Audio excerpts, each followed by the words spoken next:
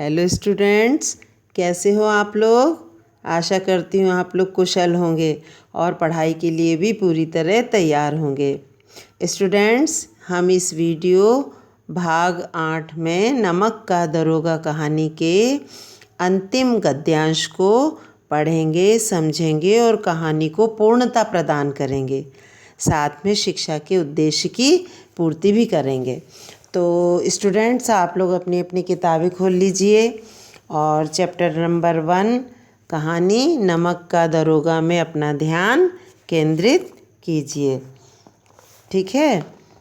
तो वंशीधर बोले, मैं किस योग्य हूँ, किंतु जो कुछ सेवा मुझसे हो सकती है उसमें त्रुटि न होगी। आलोपी दीन ने एक स्टाम्प लगा हुआ पत्र निकाला और उसे वंशीधर के सामने रख कर बोले, इस पद को स्वीकार कीजिए और अपने हस्ताक्षर कर दीजिए। मैं ब्राह्मण हूँ, जब तक यह सवाल पूरा न कीजिएगा द्वार से न हटूँगा।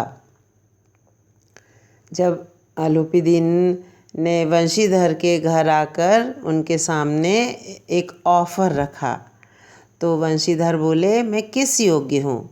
वंशीधर न बड़े व्यवहार कुशल व्यक्ति थे, बड़े विनम्र थे, इसलिए उन्होंने कहा कि बड़ी विनम्रता से कहा कि मैं किसी लायक नहीं हूँ, परंतु फिर भी मुझसे जो सेवा हो सकती है वह मैं दूंगा, उसमें मैं किसी प्रकार की कोई कमी नहीं रहने दूंगा।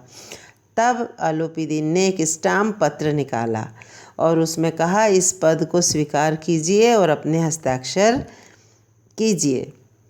मैं बिना हस्ताक्षर किए आपके द्वार से न हटूँगा। मुंशी वंशीधर ने उस कागज़ को पढ़ा तो कृतज्ञता से आँखों में आंसू भर आए। पंडित आलोपी दीन ने उनको अपनी सारी जायदाद का स्थायी मैनेजर नियुक्त किया था। 6,000 वार्षिक वेतन के अतिरिक्त रोज़ाना खर्च अलग, सवारी के लिए घोड़े, रहने को बंगला, नौकर चाकर सब मुफ्त देने का वादा किया था। कंपित स्वर में बोले, पंडित जी, मुझ में इतनी सामर्थ्य नहीं है कि आपकी उदारता की प्रशंसा कर सकूं, किंतु मैं ऐसे उच्च पद की योग्य नहीं हूँ। वंशीधर जो थे जब उन्होंने उस कागज़ को पढ़ा तो उनकी आँखों में आभार के, कृतज्ञता के, एहसान के, श्रद्धा के आंसू उमड़ आए। उन्होंने क्योंकि आलोपी दीन ने अपनी सारी जायदाद का मैनेजर नियुक्त किया था उन्हें, वंशीधर को 6,000 रुपये वगैरह दुनिया भर का धन दौलत देने का वादा किया था। तो बड़े संकोच स्वर में वंशीधर बोले, पंडित जी, मुझ में इतनी शक्ति नहीं है कि मैं आपकी बड़प्पन की प्रशंसा कर सकूं। मैं बहुत छोटा व्यक्ति हूँ, बहुत ही तुच्छ हूँ, छोटा हूँ। मैं आपके बड़प्पन की प्रशंसा करने के लायक नहीं हूँ, किंतु और मैं उच्च पद के लायक भी नहीं हूँ। तो आलोपी दीन ने हंसकर कहा, मुझे इस समय एक अयोग्य मनुष्य की ज़रूरत है। मुझे योग्य नहीं, अयोग्य व्यक्ति चाहिए और वो तुम हो। वंशीधर ने गंभीर भाव से कहा, यूँ मैं आपका दास हूँ। आप जैसे कीर्तिवान सज्जन पुरुष की सेवा करना मेरे लिए सौभाग्य की बात है, किंतु मुझ में न विद्या है, न बुद्धि, न वह स्वभाव जो इन त्रुटियों की पूर्ति कर देता है। ऐसे महान कार्य के लिए एक बड़े मर्मज्ञ अनुभवी मनुष्य की ज़रूरत है। वंशीधर ने कहा कि वैसे तो मैं आपका दास हूँ, नौकर हूँ, सेवक हूँ।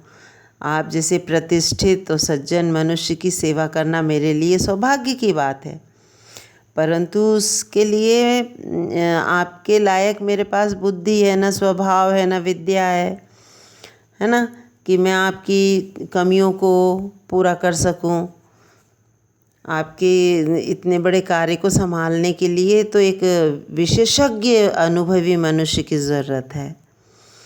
आलोपी दीन ने कलम दान से कलम निकाली और उसे वंशीधर के हाथ में देकर बोले, न मुझे विद्वता की चाह है, न अनुभव की, न मर्मज्ञता की, न कार्यकुशलता की।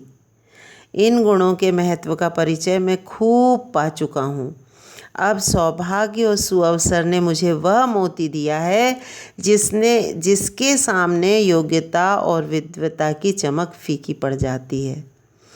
अलोपीदीन ने कहा कि मुझे न विद्वता चाहिए, न चालाकी चाहिए, न चतुराई चाहिए, न अनुभव चाहिए, न कार्यकुशलता चाहिए, न विशेषज्ञ मनुष्य चाहिए। मैंने ऐसे अनुभवी, विशेषज्ञ, चतुर, चालाक लोगों को खूब अच्छे से देख चुका हूँ, उनका परिचय पा चुका हूँ।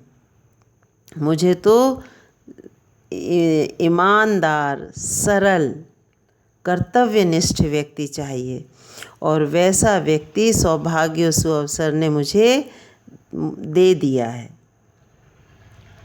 वैसा सुंदर, चमकदार, ईमानदार, कर्तव्यनिष्ठ व्यक्ति, मोती अर्थात व्यक्ति दे दिया है जिसके सामने योग्यता और विद्वता की चमक भी फीकी पड़ जाती है। तो आप ये कलम लीजिए, अधिक सोच विचार न कीजिए, दस्तखत कर दीजिए। परमात्मा से मैं यही प्रार्थना करूँगा कि वह आपको सदैव वही नदी के किनारे वाला बेमुरव्वत, उद्दंड, कठोर परंतु धर्मनिष्ठ दरोगा बनाए रखे। मैं ईश्वर से प्रार्थना करूँगा कि आप जैसे पहले सख्त और धर्मनिष्ठ दरोगा थे वैसे ही बने रहें। ठीक है। वंशीधर की आंखें डबडबाईं। हृदय संकुचित पात्र में इतना एहसान न समा सका। एक बार फिर पंडित जी की ओर भक्ति और श्रद्धा की दृष्टि से देखा और कांपते हुए हाथ से मैनेजरी के कागज़ पर हस्ताक्षर कर दिए। वंशीधर की आंखें श्रद्धा से भर आईं, श्रद्धा के आंसुओं से भर आईं। उनका जो हृदय था बड़ा सरल था, तो उन्होंने बड़े संकोच से संकुचित पात्र में, मतलब बड़े संकुचित थे, बड़े संकोच था उनको, उनके हृदय, सरल हृदय में इतना बड़ा एहसान, इतना बड़ा उपकार समा न सका। तो उन्होंने बड़ी भक्ति और श्रद्धा से उनकी ओर, पंडित जी की ओर एक बार पुनः देखा और बड़े कांपते हाथों से मैनेजरी के कागज़ पर हस्ताक्षर कर दिए, अर्थात मैनेजरी के पद को स्वीकार कर लिया। अलोपीदीन ने प्रफुल्लित होकर उन्हें गले लगा लिया। तो देखा स्टूडेंट्स, कहानी का अंत बड़ा सुखांत है। अंत में सत्य की, न्याय की, धर्म की, ईमानदारी और कर्तव्य परायणता की जीत असत्य और अधर्म पर हुई।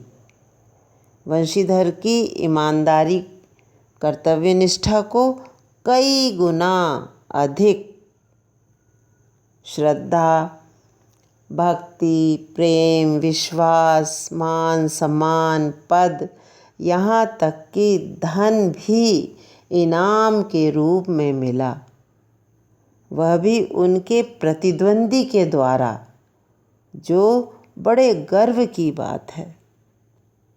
तो स्टूडेंट्स, हमें भी इस कहानी से यही शिक्षा मिलती है कि हम वंशीधर जैसे एक आदर्शवान नागरिक और चरित्रवान नागरिक बने, तभी हमारी यह शिक्षा सफल होगी और हमारा जीवन सार्थक होगा। ठीक है।